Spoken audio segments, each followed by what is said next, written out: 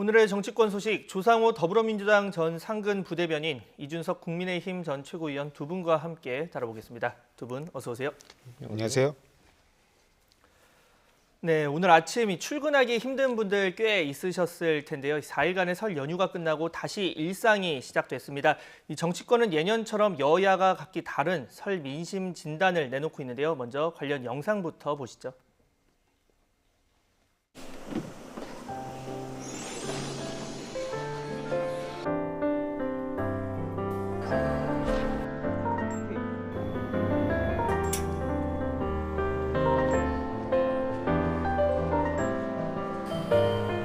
새해 복 많이 받으세요. 코로나 때문에 절대 오면 안 된다.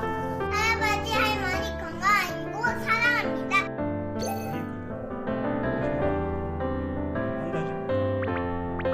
됐어. 됐죠? 큰 거 아니에요? 큰 거 같은데? 됐어.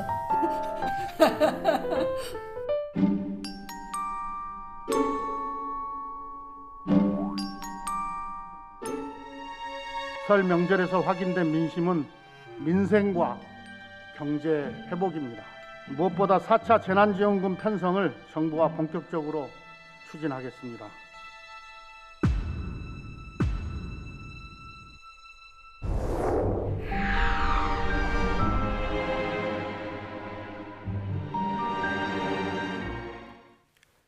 네, 안 그래도 이 정량화하기 어려운 게 설 민심인데 이번에는 5인 이상 모임 금지로 더 파악하기가 쉽지 않았습니다. 이 두 분은 집에 내려갔다 오셨는지 모르겠는데 일단 두 분이 느끼는 설 민심 간략하게 안 들어볼 수 없을 것 같아요. 먼저 조 대변인. 예, 사실은 여기 자료화면에도 나오지만 실제로 사람들을 만나거나 접촉하기는 상당히 어렵잖아요. 그렇습니다. 모이기도 어렵고 그래서 그렇지만 이제 단톡방이라든가 이런 데서 이제 의견들이 나누고 이른바 비대면 토크죠. 이런 것들을 나누는 얘기들을 보면 이제 설 명절임에도 불구하고 가족들끼리도 모이지 못하는 현실에 대한 답답함 같은 것들도 좀 있고요. 그다음에 정치권에 대해서는 이제 지금까지 너무 이렇게 정쟁에 골몰했다면 지금 코로나로 너무 힘들기 때문에 그런 정책이라든가 민생 부분을 좀 챙겨달라라는 얘기들이 좀 많았던 것 같습니다. 그러니까 먹고 사는 문제 좀 해결해달라. 그렇습니다. 이런 얘기시고. 자, 이준석 의원님.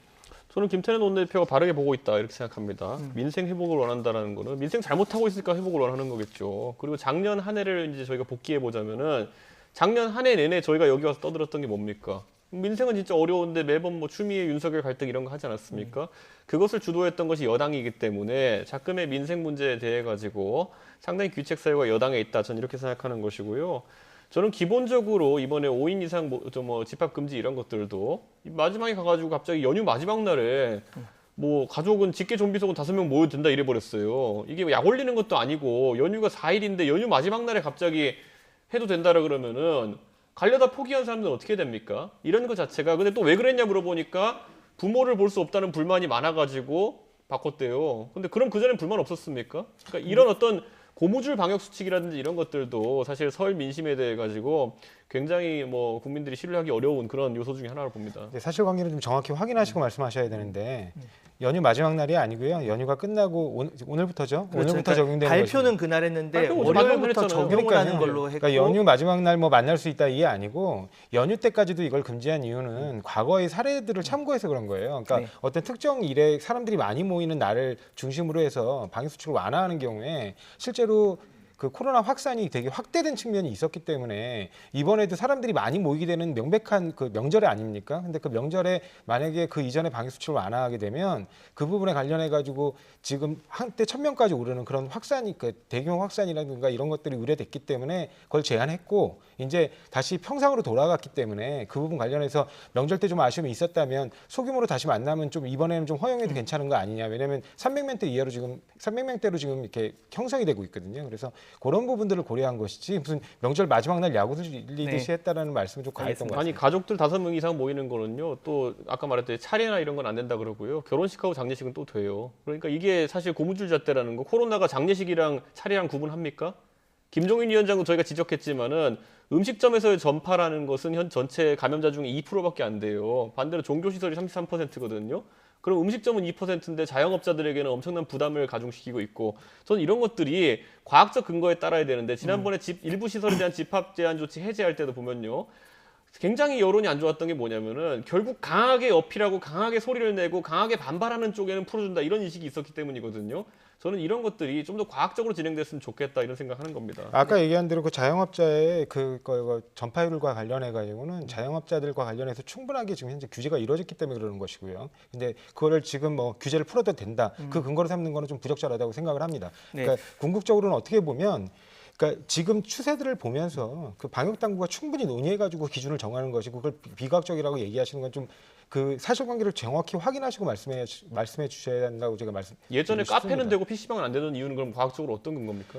가급적이면 모이지 말라는 취지고요. 카페는 되고 PC방은 안 되고 제가 말씀드린 예. 대로 가급적이면 모이지 말라는 취지입니다. 근데 불효불급한 건 좀 풀어주는 겁니다. PC방은 네. 안 급하고요.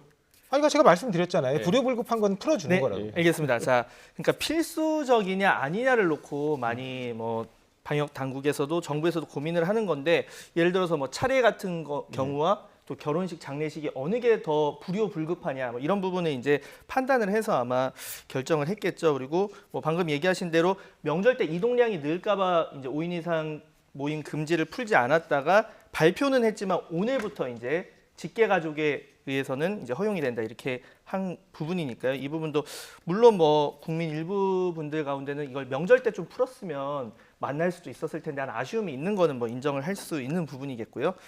자, 이렇게 뭐 설 민심 관련해서 벌써부터 뭐 의견이 아주 다른 상황인데, 자, 국민의힘 김종인 비대위원장이 문재인 정부와 손절이 됐었다. 이게 손절이 이제 주식 용어인데, 그러니까 주가가 그 해당 주식이 떨어질 것 같으니까 미리 손해를 보고 팔겠다 뭐 이런 용어예요. 그래서 손절이 대세였다라고 평가를 했어요. 어떻게 보십니까? 저는 아까 말했던 것처럼 어쨌든 지금 코로나 상황이 있어가지고 지난 1년 동안의 정부의 대처라고 하는 것은 결국엔 정쟁에 몰두했다. 네. 이런 인상을 주기에 충분했다 이렇게 보고요. 결국 백신만 해도 한번 보십시오. 백신 2월 말에 이제 도입한다고 되어 있는데 과연 2월 28일 지금 이제 한 2주 남았나요? 몇만 명분이 올 것인지. 저희 계약한 건 4천만 명분이라 그러는데 과연 그중에 100분의 1이라도 들어올지. 왜냐하면은 처음에 국가에서 말할 때 뭐라고 했냐면요. 다른 나라들 캐나다라든지 아니면 다른 나라들이 300% 500% 이렇게씩 백신을 구매한다고 했을 때 많은 사람들이 의아했어요. 근데 이제 나오는 거 아닙니까? 그 300% 500% 물량을 계약해도 그래도 연내에 한 7, 80% 물량도 안 올지도 있기 때문에 그 국가들은 미리 그걸 예측하고 물량난을 예측하고 추가 발출했던 것인데 우리는 딱 그것도 60% 70% 선에서 주문을 한 다음에 그 중에서도 거의 한 1, 2%도 아직까지 도착을 안 하고 있어요. 그렇기 때문에 이런 것들에 대해 가지고 굉장히 저는 정부 예측이 실패했고 그것 때문에 어쩌면은 소상공인들이나 자영업자들의 그 문제라는 것이 되게 장기화될 수 있는 거거든요. 저는 이런 것들에 대해 가지고 작년에 정쟁에 몰두했던 여당이 책임을 져야 되는 게 아닌가 생각합니다. 네, 지금 방금 얘기하신 것 중에 28일이 아니라 26일부터 백신 접종 시작된다는 점은 약간 정정을 드리겠고요. 예, 사실은 아까 말씀하신 것처럼 우리는 이미 그 정부에서 그 백신 접종에 관련돼 가지고는 스케줄을 발표하는 게 있습니다. 그 스케줄이 그러니까 진행되는 데 있어서 뭔가 문제가 있다면 그때 지적해 주시면 될 것 같습니다. 그리고 이미 그 스케줄을 발표한 것처럼 우선은 이제 의료진부터 그 다음에는 취약계층, 그 다음에 일반 접종으로 확대될 거고요. 2월 말에 만약에 처음에 이제 실시하게 되는 건 의료진부터 실시되기 때문에 소규모로 출발을 하겠죠. 그리고 제가 말씀드리고 싶은 건 그거보다 지금 이렇게 문제점을 지적하시는 것도 좋은데 과거 국민의힘에서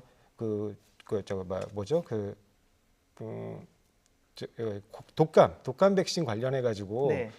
이제 지난해 말에 너무 많이 독감 백신 구매했다고 관련 해서 굉장히 심하게 질타를 한 적이 있습니다. 그래가지고 네네. 그런 부분에서 이제 방역 관련 담당자들에게 징계를 요구한다거나 그런 사례들이 있거든요. 그런데 그런 부분까지 아울러 참고해 보시면 공무원들이 왜 더 심사숙고하고 또 신중하게 그 계약 절차를 진행했는지에 아마 대해서 신종플루 백신 말씀입니다. 신종플루 때 그래가지고 민주당도 같이 비판했고요. 그리고 나서 지금 보면은 작년 말에 저희 당의 강기훈 의원님이 계속해서 국회에서 지적을 합니다. 보건복지위에서. 네. 강기훈 의원님이 얼마나 화나셨냐면은 회의록에 남아 있어요.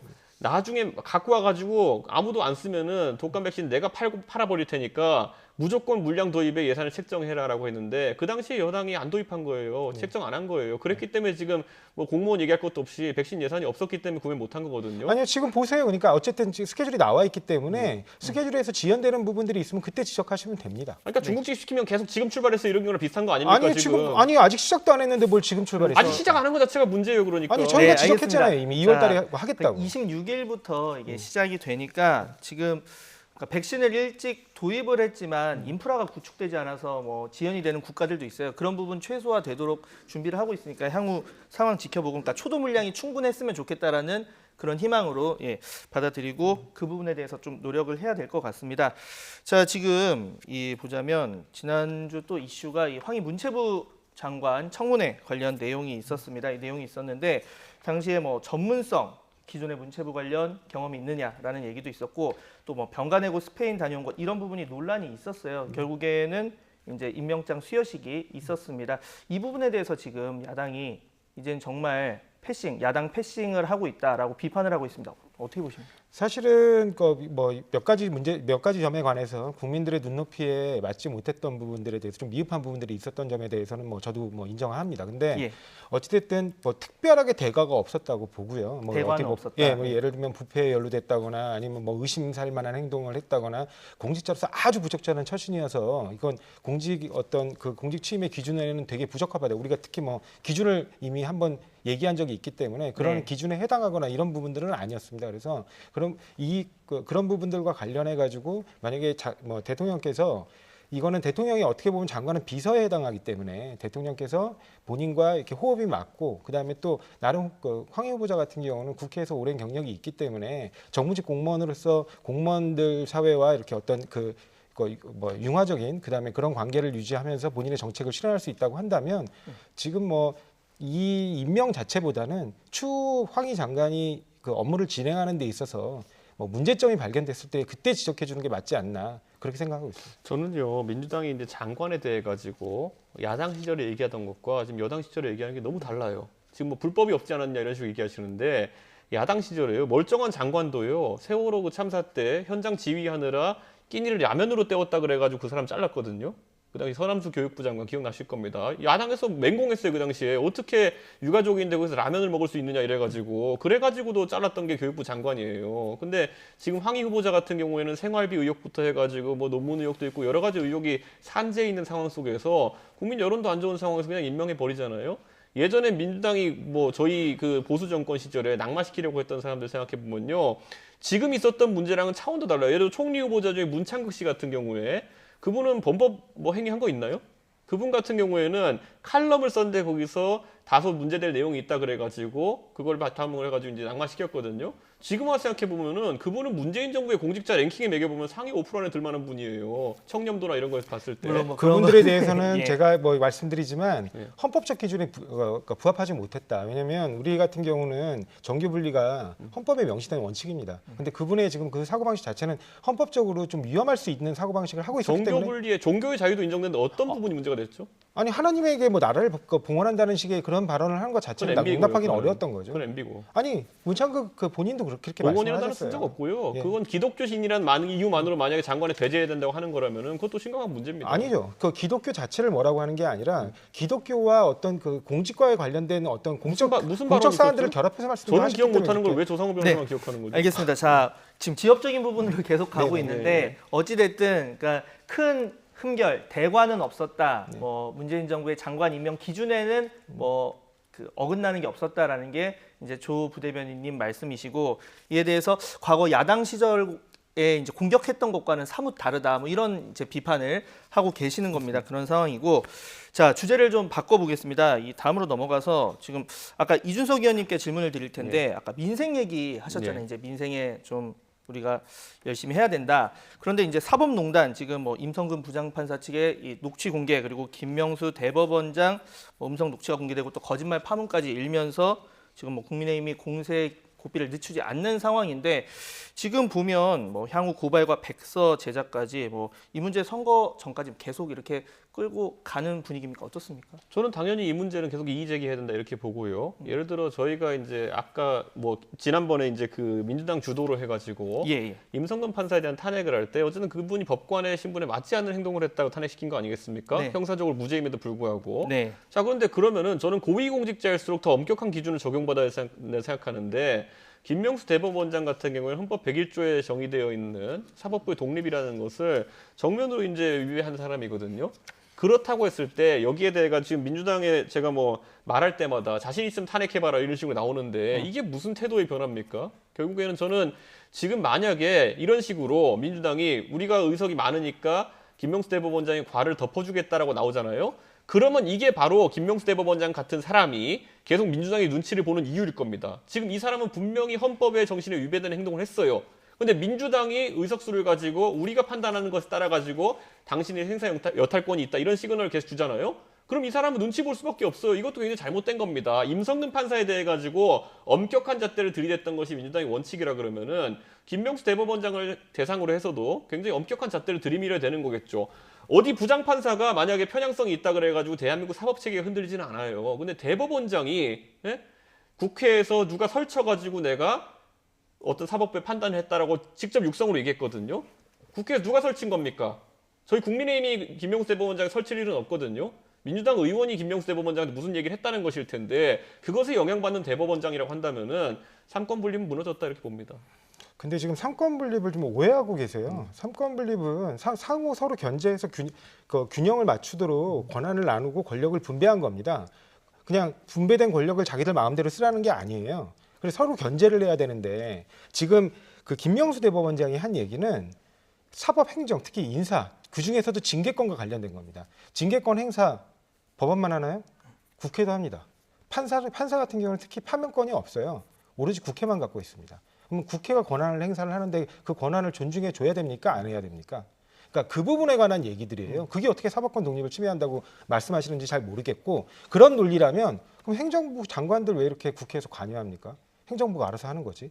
행정부도 당연히 국회 견제를 받아야 되는 것이고 사법행정도 당연히 국회 견제를 받아야 되는 것이고 단지 임성근 판사가 탄핵에까지 몰리게 된 이유는 우리 헌법 103조가 재판의 독립을 명시하고 있어요. 헌법과 법률 또는 법관의 그 법률적 양심에 따라만 재판을 하게 돼 있는데 본인의 재판이 아니고 남의 재판에 적극적으로 사법행정권이라는 이름으로 그 행정권을 남용해서 다른 법관이 한 재판에 관여했기 때문에 그랬습니다. 네. 근데 자, 지금 이건 되게 김명수 중요한 대법원장이 내용인데. 한 거는 그러니까 우리가 지금 진행하고 있는 게 그 임성근 판사가 무슨 재판 결과를 이상하게 했다 해서 그거 갖고 탄핵한 게 아니라는 거예요. 근데 지금 김명수 대법원장이 한 얘기는 뭐죠? 그냥 사법행정 특히 징계권 관련해가지고 국회가 논의하고 있으니까 그거 관련해서 우리는 국회를 존중해야 된다는 거예요. 국회가 뭐 설친다라는 표현 자체는 굉장히 부적절하죠. 오히려 국회를 존중하는 그 대법원장의 어떤 지위를 고려했을 때는 국회를 경시하는 태도로 보인 거예요. 근데 어찌됐든 그렇게 국회에서 나서고 있는 상황에서 본인이 인사권을 행사해버리고 만약에 그 사람의 사표를 수리해버리게 되면 사법부의 제19 감사기라는 비판을 피할 수가 없는 겁니다. 그건 당연히 국회의 눈치를 봐야 되고 국회의 동향을 살펴야 되는 것이죠.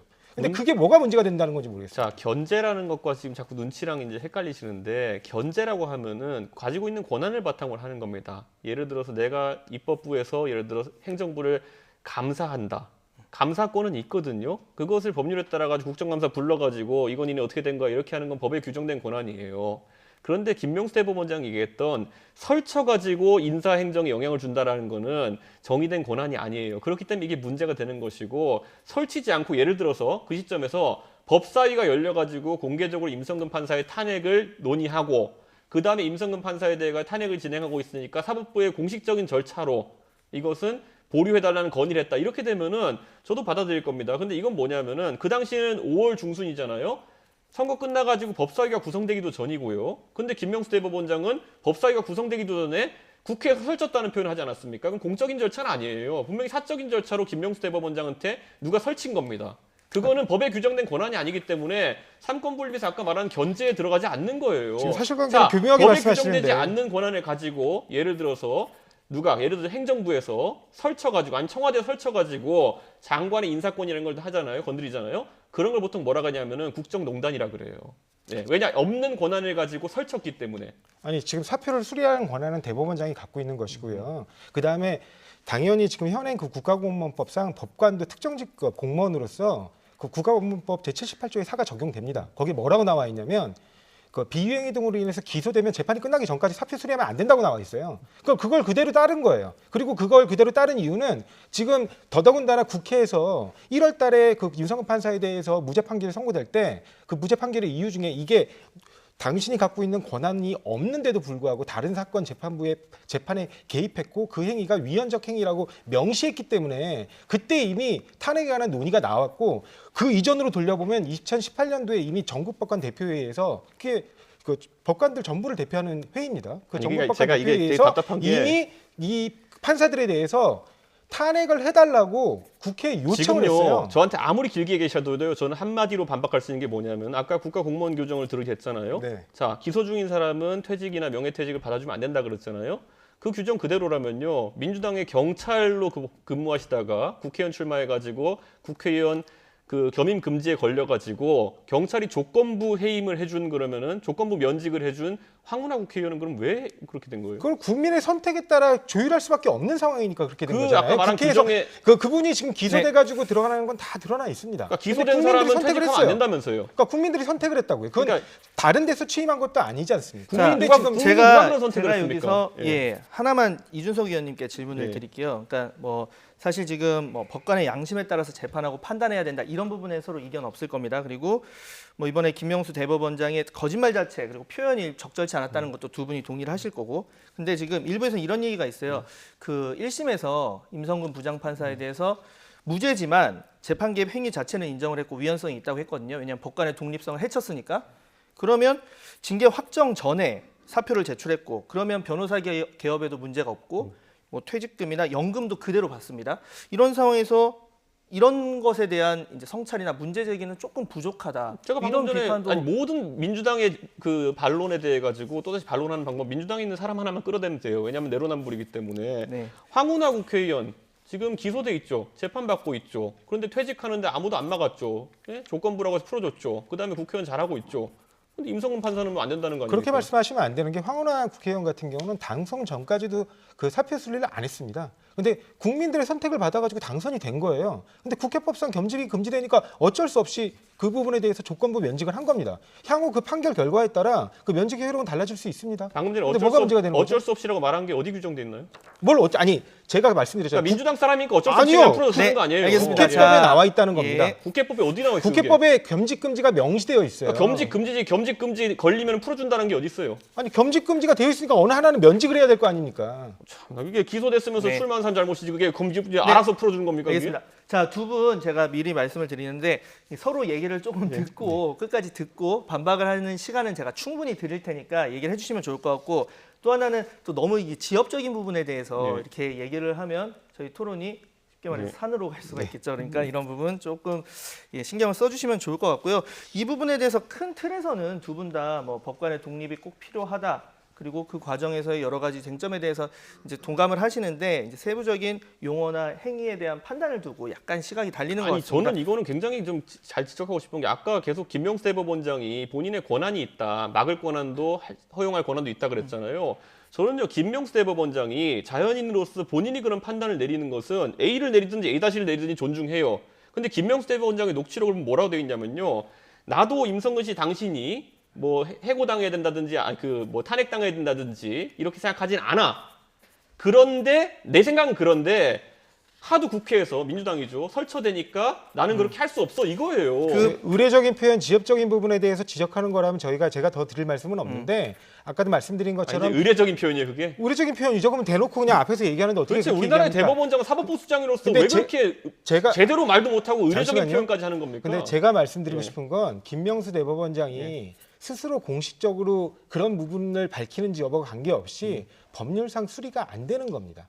안 되는 거를 얘기한 거예요. 그게 무슨 문제가 되는지 모르겠고 그게 만약에 사법부 독립을 침해한다고 한다면 앞으로 그러면 국회는 사법부건 행정부건 뭘 하는 걸 관여하면 안 돼요.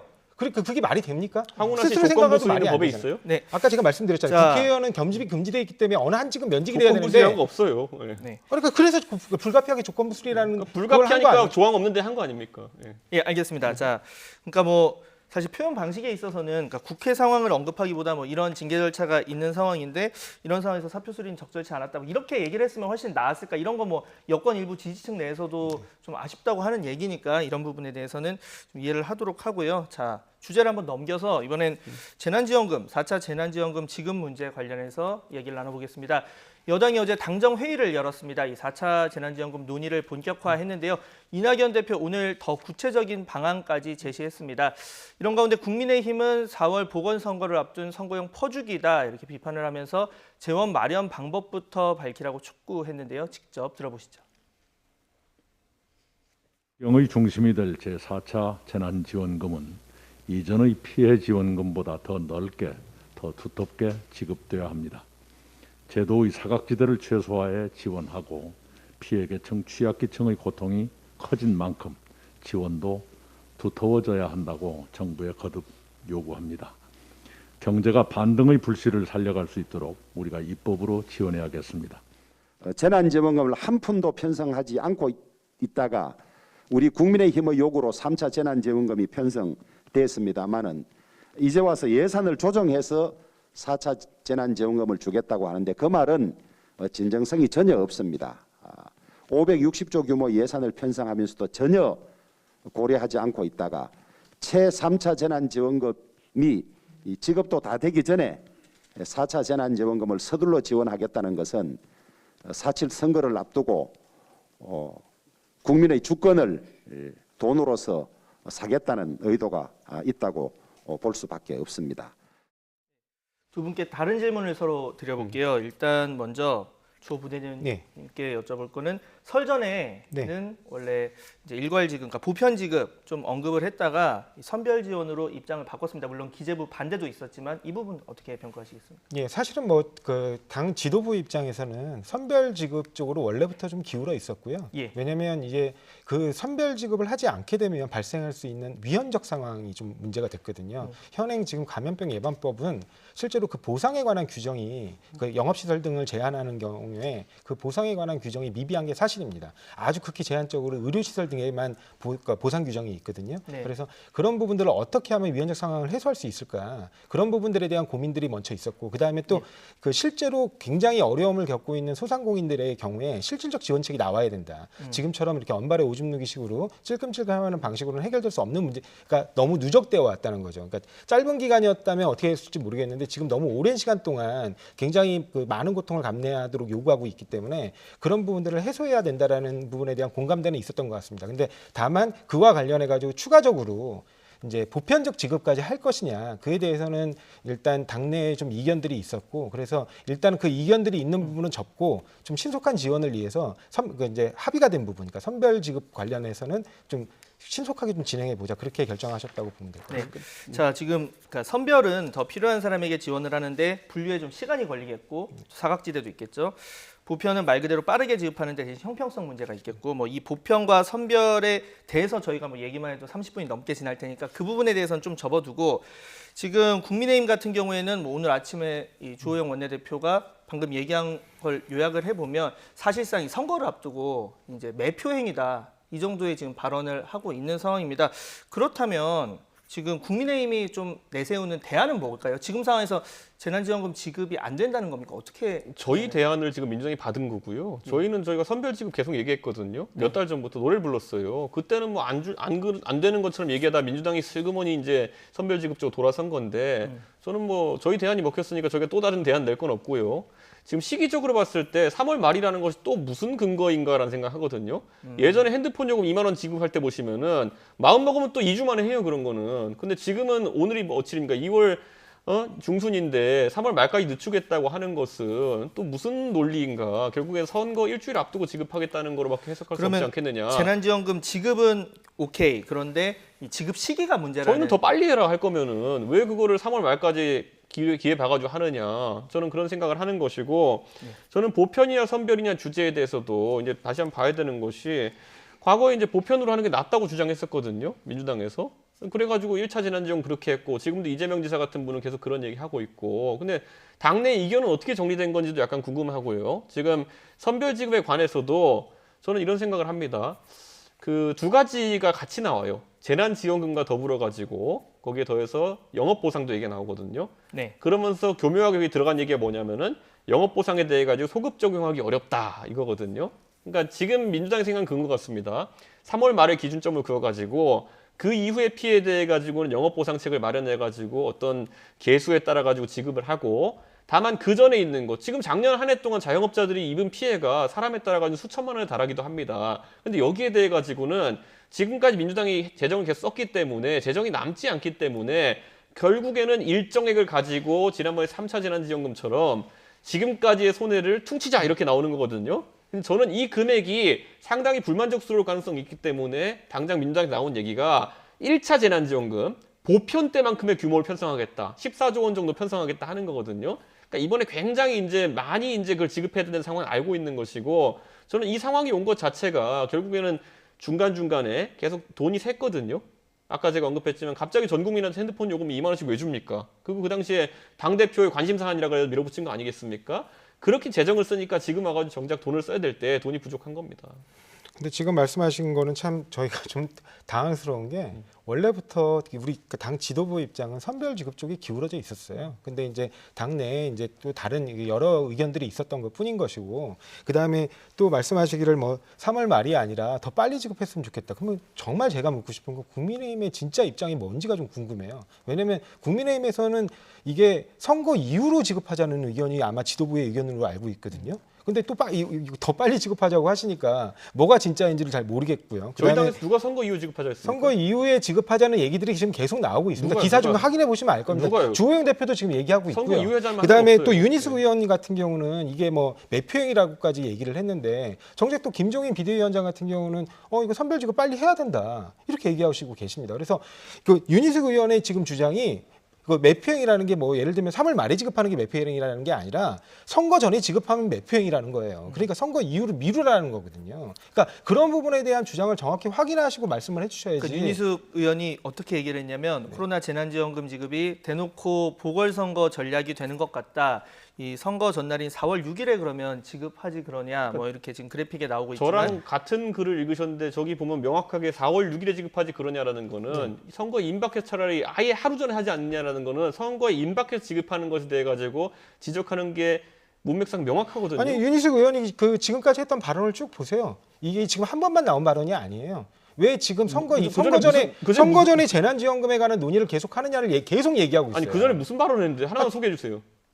아니 그렇게 지엽적으로 말씀하지 마시고 확인해 보시면 압니다. 아니 본인이 시청자들도 시청자들도 확인해 보시면 압니다. 저는 아는 게 없어요. 아니 시청자들도 다 확인해 보시면 알아요. 윤희숙 의원 페이스북을 보고 있는데 한 번도 한 적 없어요. 무슨 말씀하시는 제가 겁니까? 두 분 대화 나누는 사이에 한번 검색해서 찾아볼 수 있으면 찾아보겠습니다. 그런데 지금 그게 중요하다기보다는 그러니까 빠른 지급이 필요하다는 대해서는 두 분이 공감대를 갖고 있고 다만 이제 국민의힘 쪽에서는 선거를 얼마 남기지 않은 상황에서 지급을 하면 그게 선거에 영향을 주지 않을까라는 우려를 하고 있는 부분이 있습니다. 그러면 이 부분에 대해서는 더 빨리 지급할 계획도 여당은 만약에 그 방법을 찾고 만약에 정부하고 협의가 된다면 더 빨리 지급하는 게 맞겠죠. 지금 근데 여전히 그 기재부에서 약간 반대하고 있는 부분들이 있기 때문에 이게 여당에서만 결정해서 할 수 있는 게 아니라 결국엔 정부를 설득해야 되는 거잖아요. 그럼 그 부분에 대해서 국민의힘도 좀 더 나서 주셨으면 좋겠어요. 왜냐하면 국민의힘에서 특히 이 기재위와 관련된 그 국회의원들께서는 재난지원금 이런 식으로 지급하는 거에 자체에 대해서 굉장히 부정적인 분들도 많은 걸로 알고 있어요. 네. 그러니까 그런 송원석 의원이나 이런 분들에 대해서 충분히 설득을 해서 이렇게 정부를 여야가 합심해서 압박한다면 당연히 정부에서도 태도 변화가 있지 않을까 생각합니다. 홍남기 부총리가 뭐 때문에 여당과 싸웠습니까? 선별 지급을 주장하면서 최대한 피해 입으신 분한테 혜택 가게 하자는 얘기를 했더니만은 다들 들어 홍남기 때릴 때는 언제고. 액수 자체를 줄이라는 거였어요. 그러니까 지금 같은 대규모로 지원하는 방안은 예산 자체에 대해서 무리가 오기 때문에 안 된다는 입장이었거든요. 그렇기 때문에 선별 지급하자는 거잖아요. 그러니까 선별 지급 액수도 그 자체를 줄이자는 거였습니다. 그러니까 홍남기 때릴 때는 신나게 때려놓고 지금 와서 야당한테 왜 그러냐고 그러면 어떡합니까? 네. 자, 지금 분명한 건 뭐 자영업자분들 거리두기 오래 하느라 상당히 영업에 지장이 많으셨고 정말 생존이 걸린 문제겠죠. 그리고 뭐 이 밖에도 뭐 임금 감소 그리고 실직 이런 부분이 사회 취약계층부터 먼저 다가오다 보니까 뭐 예를 들어서 대면 서비스 업종 노동자라던가 뭐 식당 그리고 뭐 술집 종업원 분들 이런 분들 일자리 이런 분들 많아서 분명한 지원은 필요해 보이는데 그 방법이나 이런 부분을 놓고 사실 그게 선거에 영향을 미치면 안 된다는 것에 대해서도 두 분이 동의를 하실 테니까 최대한 정교하게 좀 형성이 돼야 할 것 같습니다. 자, 저희 주제 넘어가서 이번에는 4월 재보궐선거 관련한 이야기를 나눠볼 텐데요. 이 재보궐선거가 50여일 앞으로 다가온 가운데 여야의 경선 레이스도 뜨겁게 달아오르고 있습니다. 특히 더불어민주당 서울시장 후보를 뽑는 경선 첫 TV토론을 앞두고 이 박영선, 우상호 두 예비후보 간의 신경전도 치열해지고 있습니다. 먼저 인터뷰 내용부터 들어보시죠. 21분 도시의 서울의 표본이 될 것이고 이것이 전 세계 도시를 앞으로 100년간 이끌어갈 수 있는 하나의 모델이 되지 않을까 그렇게 생각합니다. 전기자동차라든가 수소전기차의 보급이 확산이 돼야 되는데 이 충전을 21분 내에 할 수 있어야 된다. 저는 이렇게 생각합니다. 그리고 21분 컴팩트 도시를 위한 거점 도서관. 21분 도시 그 자체가 어쨌든 이제 그 취지를 보면은 왠지 좀 한가해 보이는 고향 아니냐. 그래서 민주당답지 않다. 이제 이런 말씀을 드렸죠. 그 민주당답다는 건 저는 사회적 약자를 돕고 또 서민들의 팍팍한 현실을 돕는 것이 민주당다운 그 정책이라고 생각하거든요. 예. 네. 자, 지금 아무래도 이런 상황에서는 조금 열세인 후보가 이제 더 우위를 보이는 여론조사상으로 우위를 보이는 후보한테 여러 가지 이제 문제 제기를 할 수 있는 상황인데 크게 두 가지인 것 같습니다. 하나는 추상적이다 그리고 일관성이 좀 결여돼 있다라는 얘기를 하면서 민주당답지 않은 공약이다 뭐 이런 발언도 나왔고 네. 이런 두 후보 간의 이런 일종의 공약 대결이랄까 검증 이런 부분 어떻게 보십니까? 사실은 뭐 어쨌든 경선이 이제 계속해서 임박해 가고 있기 때문에 두 후보 사이에 서로가 차별성을 드러내고자 하는 거는 되게 자연스러운 현상이라고 보고 있고요. 예. 그다음에 앵커께서 말씀하신 것처럼 열세자가 보통 이제 우세자를 공격하는 방식으로 진행되는 건 일상적이라고 봅니다. 그리고 지금 그 우상호 의원이 말씀하신 것 중에 이제 그 민주당답지 않다 이런 거는 그러니까 어떻게 보면 이제 그 서민과 사회적 약자를 대변하고자 하는 게 이제 민주당의 기본적인 정책 강령인데 네. 서민과 약자에 대한 구체적인 정책보다는 전체적으로 볼 때 그러니까 큰 그림에서의 어떤 그 방향만 나와 있지 구체적인 계획안이 좀 떨어지는 거 아니냐. 그리고 그게 또 보편적으로 적용될 정책이지 사회적 약자라든가 서민들에게만 특화된 정책은 많이 빈약한 거 아니냐. 그 부분을 좀 지적하신 것 같아요. 근데 어찌됐든 지금 박영선 후보가 제시하고 있는 안은 그러니까 개별적 구체적으로는 또 그분 나름대로 많은 정책들을 준비했을 겁니다. 이제 전체적으로 볼 때 이제 그 어떤 새로운 트렌드, 이제 과거에는 어떻게 보면 대도시, 그러니까 메트로시티 안에 굉장히 이렇게 영역별로 나눠서 좀 이렇게 특화돼서 굉장히 대량 생산에 적합한 구조로 도시를 구성했다면 이제 앞으로는 좀 더 자족 도시나 직주 근접을 이뤄가지고 그래서 뭐 탄소 중립이라든가 기타 어떤 이동 부분을 최소화하면서 이런 코로나 시대에서도 그 그러니까 실제적인 대면 접촉을 줄이거나 아니면은 그러니까 이렇게 뭐 사람들의 교류를 좀 가급적이면 제한하는 방식, 제한하는 방식이 돼 이제 삶의 만족도나 질은 굉장히 높이는 방식, 그것들을 찾다 보니까 이제 21분 컴팩트 도시라는 그 부분에 대한 컨셉을 잡으신 것 같아요. 그리고 예. 이 부분은 아마도 이제 앞으로도 그렇고 그 서울시뿐만 아니라 전 세계적으로 도시가 걷기 좋은 도시, 그다음에 좀 그 테두리 안에 작게 모든 것들이 좀 이렇게 완비되어 있는 도시 이런 것들을 추구하고 있기 때문에 그 기본적인 방향 정책성에 대해서는 민주당답지 않다 이렇게 얘기할 건 아닌 것으로 봅니다. 저는 공약을 하는 데 있어가지고 이렇게 뭐 숫자 만들어 거기에 자꾸 끼워 맞추는 모양새가 희한하다 이런 생각하는 게 21이 무슨 과학적 근거가 있는 숫자인지 잘 모르겠지만은 예를 들어 전기차랑 수소차를 21분 내에 충전할 수 있다는 거는 획기적인 과학적 발명이거든요. 우리나라를 세계 전기차 시장의 맨 위로 끌어올릴 수 있는 기술입니다. 근데 이걸 서울시장이 개발하겠다는 거예요? 이거 뭡니까 이거는? 만약 어떤 사기업이 개발하면요. 시장이 안 나타도 안 설쳐도 알아서 기업들이 설치해요. 근데 뭘 하겠다는 거예요? 그러니까 이런 것들이 자꾸 시장 공약으로 나오는 것 자체가 시장 선거를 희화하고 있는 것이 아닌가 약간 이런 생각을 하고 저는 뭐 민주당답지 않다, 민주당답다 이런 설전도 되게 웃긴 게 그러면 박원순 시장을 것을 계승하겠다는 건 민주당다운 겁니까? 저는 뭐 그렇게 선거 치르시겠다면 뭐 찬성입니다만은 어쨌든 이런 논쟁 자체가 둘 다 준비된 컨텐츠가 없기 때문에 한쪽은 허언을 남발하고 한쪽은 지금 그냥 무차별적인 비판을 하고 있는 상황이 아닌가 싶습니다. 그 선출직 공직자가 그 대중과 소통하는 방식으로 특정 구호를 내세우는 것 자체를 그렇게 비난하거나 비판하는 문제, 그 접근 방식은 바람직하지 않다고 이 부분이야 예전에 그 이명박 전 대통령 당시에도 747 뭐 이런 공약들이 있었잖아요. 네네. 그러니까 그런 숫자는 이제 직관적이고 이해하기가 쉽다 보니까 그렇게 하는 건데, 자, 하나 여쭤보면 지금 방금 얘기가 잠깐 나왔지만 박원순 전 시장 롤모델 발언 네. 논란이 되고 있습니다. 뭐 우상호 예비후보 같은 경우에는 적어도 혁신가로 살았던 모습 뭐 그 자체는 뭐 존중하자 이런 취지로 이제 이야기를 했고, 이게 절대 뭐 피해자 가족에게 어떤 상처를 주기 위해서가 아니다 이렇게 얘기를 했는데, 당원 게시판에서도 설전이 좀 이어지고 있다고 합니다. 어떻게 보십니까? 예, 사실은 근데 우상호 의원이 이미 해명을 하신 대로, 왜냐면 공대로 승계를 하고 과는 과대로 이제 그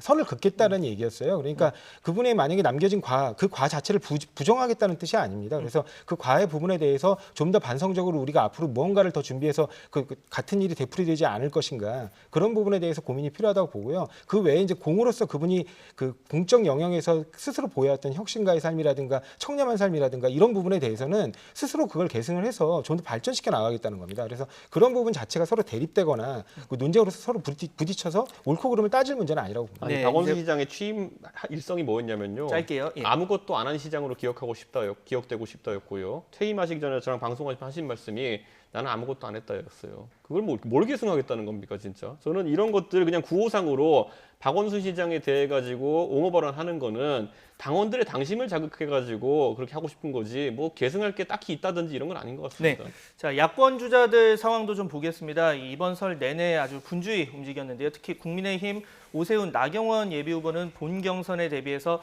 야권 공동 정부론을 띄우면서 여론몰이에 전력 투구하고 나서고 있습니다. 이에 국민의당 안철수 대표 어떤 반응이었을까요? 함께 들어보시죠.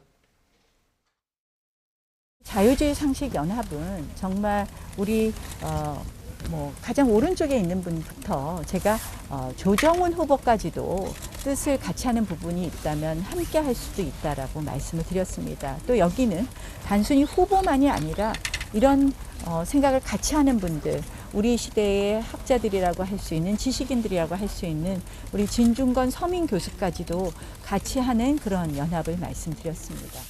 아직은 우리 당 후보가 결정도 안 됐는데 정계 개편 얘기를 하는 건 일러도 너무 이른 그런 구상이라고 생각을 합니다. 우리 당 후보가 결정이 돼야 비로소 이제 단일화 논의가 시작이 되는 것이고요. 그런 의미에서 어저께 말씀드린 것은 여러 방안 중에 한 가지 선택 가능한 이런 방법도 있다 하는 차원에서의 말씀임을 다시 한번 정확히 드리겠습니다. 저는 초기부터 범야권의 인재를 널리 등용하겠다 그렇게 말씀을 드렸습니다. 지금 그 두 후보님께서 하신 말씀은 이 단일화에 대해서 의지가 있고 진정성이 있다 그렇게 말씀하신 걸로 받아들이겠습니다. 네. 자, 뭐 선거 때만 되면 반 누구, 뭐 비 누구 이런 연합에 대한 얘기가 항상 나오고, 뭐 빅테크는 4년 넘게 나오고 있는 얘기입니다.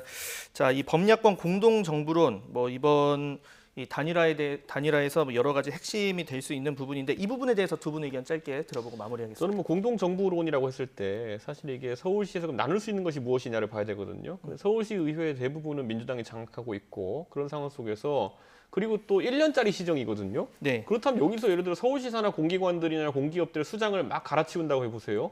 그럼 지금 이번 정권이 했다가 김은경 환경부 장관한테 난리 난 그 사안과 또 동일하게 되는 거거든요. 예. 그렇기 때문에 실질적으로 서울시장이 누가 되든지 간에 나눠줄 수 있는 것 또는 공동 운영할 만한 것이 많지는 않습니다. 기껏해야 뭐 정무부시장 자리랑 몇 개의 정무직 자리일 텐데, 그런 것들에 대해 가지고 각 후보들이 그냥 상징적인 의미의 얘기를 하는 것이지 실질적으로 공동정부를 구성할 만한 어떤 사안이 많지는 않을 것이다, 저는 이렇게 봅니다. 근데 사실은 뭐 지금 그 야권의 후보들 그 대표적인 분 두 분이 다 변호사세요. 그리고 그 중에 오세훈 그 전 의원 같은 경우는 본인이 이번에 지금 우리가 지금 적용되고 있는 공직선거법을 자신이 만들었다고 얘기할 정도로 얘기를 하고 계십니다. 근데 지금 말씀하신 공동정부로는 공직선거법상 매수 및 이해유도죄에 해당할 가능성이 굉장히 높아요. 그러니까 스스로 본인이 만든 법이 금지하고 있는 행동을 하시겠다고 하는 거예요. 그러니까 저는 이런 그 공동정부론 자체가 잘못됐다고 얘기하는 게 아닙니다. 공동정부로 충분히 할 수 있죠. 근데 그런 부분을 하신다면 법률가로서 스스로 만들어놓은 족쇄부터 좀 개정하시면서 얘기하시는 게 맞지 않나. 그다음에 또 한 가지 그 나경원 의원 같은 경우는 뭐 조정훈 의원까지의 연대까지도 고려한다고 하셨어요. 예. 조정훈 의원은 민주당보다도 더 좌측에 계신 분이거든요. 그러면 도대체 그 정책이 없는 오로지 정쟁을 위한 정부 여당 반대를 위한 공동정부인가 그걸 좀 묻고 싶습니다. 아니 그럼 박원순 시장은 예전에 무소속으로 출마하셨을 때 민주당과 함께하겠다는 취지로 말씀하시고 유세도 같이 하고 이랬는데 그럼 이미 선거법 위반하셨네요. 아니, 제가 말씀드리잖아요. 네. 저는 그런 공동정부론 자체가 저희가 부당하다고 얘기하는 게 아니에요. 근데 적어도 본인이 만든 선거법이 본인 스스로의 작품이라고 자랑하고 계신다면 그 부분에 대해서 엄격하게 적용하면 그럴 수도 있는 문제를 본인 스스로 인지하고 인식하셨으면 좋겠다는 아니 겁니다. 직을 주거나 선거 비용을 주겠다 이렇게 얘기하는 것이 아니라 정책 같은 걸 받아들여가지고 공동 운영하겠다는 것이 어떻게? 근데 방금 전에 지금 그 이준석 최고가 말씀하신 딱 그 부분이 정무부 시장 얘기부터 나오잖아요. 그러니까 제 논리가 거꾸로 그거잖아요. 저는 제가 봤을 때 나눌 수 있는 것이 없기 때문에 선언적인 의미에 그칠 거다라고 제가 얘기했잖아요. 아니 근데 정무부 시장 얘기부터 나오는 그 현실을 지금 얘기하는 겁니다. 계속 그 어떤 그 본인 얘기하시는 어떤 그 이상적인 방향으로 갈 수도 있겠죠. 근데 상호간의 공동정부론이 나올 때는 보통 직책을 얘기하게 되기 때문에 이런 부분에 대해서 선거법 개정 논의를 해야 된다는 거예요. 아무 얘기도 한 거 없는데 왜 거기를 선거법 위반이라고 하시는 알겠습니다. 겁니까? 두 분 오늘 대기실에서라도 저희가 얘기를 좀 더 나눌 수 있게 시간을 드리도록 하겠습니다. 지금 오늘부터 TV 토론 시작이 되는데 이 향후 이제 뭐 단일화 문제뿐만 아니라 이제 저희가 공약까지 두루두루 잘 살펴서 이제 올바른 한 표 행사할 수 있도록 많이 선거 방송 준비하도록 하겠습니다. 두 분도 많이 도움을 주셨으면 합니다. 자, 지금까지 조상호 더불어민주당 전 상근 부대변인 그리고 이준석 국민의힘 전 최고위원 두 분과 함께 정치권 이슈 다뤄봤습니다. 두 분 수고하셨습니다.